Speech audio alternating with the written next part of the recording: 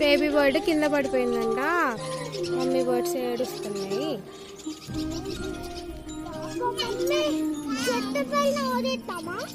చెట్టు పైన మనం పెట్టలేము.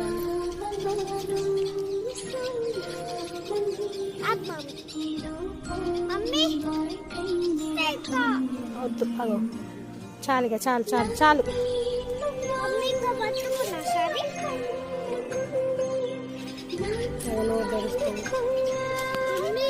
కదిలీకు